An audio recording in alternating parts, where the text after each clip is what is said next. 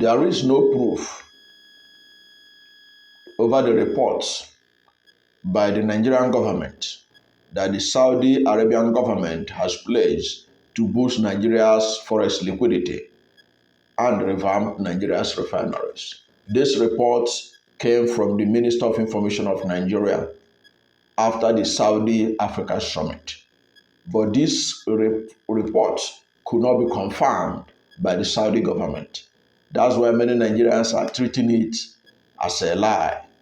The same way the government claimed to have reached an agreement with the United Arab Emirates to lift flag ban to Nigeria and to lift visa ban against Nigerians, which was found out to be fake news because it didn't happen. CNN confirmed it that it didn't happen.